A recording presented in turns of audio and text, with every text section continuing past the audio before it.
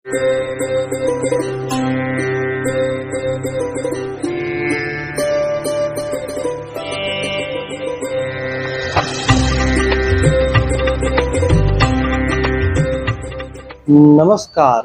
प्रिय दर्शकों, हाजिर हूँ मैं।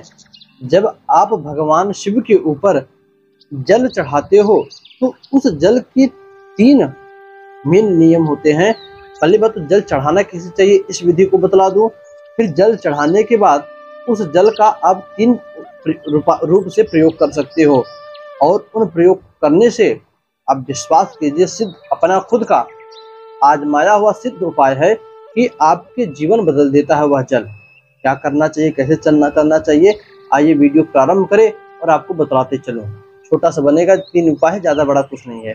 देखिए, सबसे पहले आपको जल चढ़ाना है भगवान के ऊपर। पहले भी बता चुका हूँ, अब बता दूँ।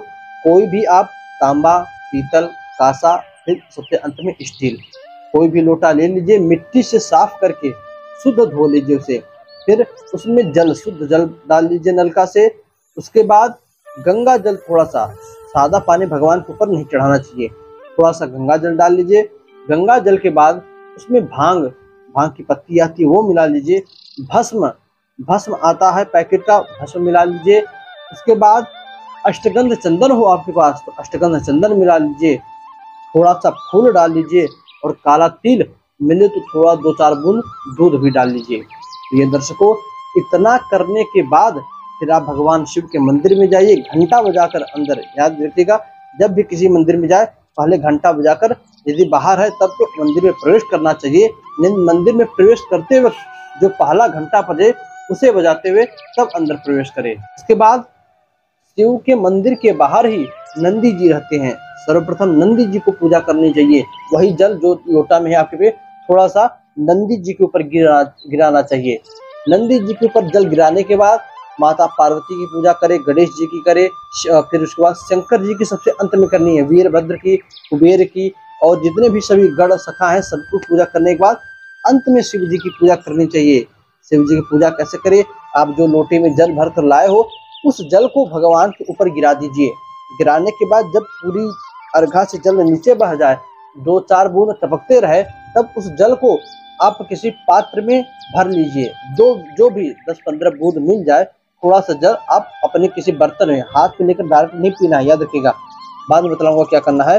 पहले बर्तन में आप अपने रख लीजिए, किसी बर्तन में, पात्र में, उस जल को रोक लीजिए, अलग रख दीजिए।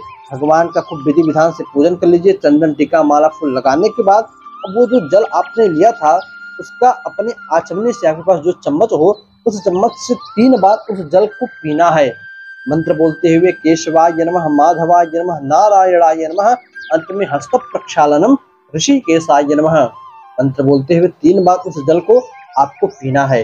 प्रिय दर्शकों, अब कुछ लोग कहेंगे कि भगवान शिव के अर्घे पर जो जल चढ़ा होता है उसे नहीं पीना चाहिए। पहले भी कई बार प्रमाण दे चुका हूँ, अभी प्रमाण दे रहा हूँ।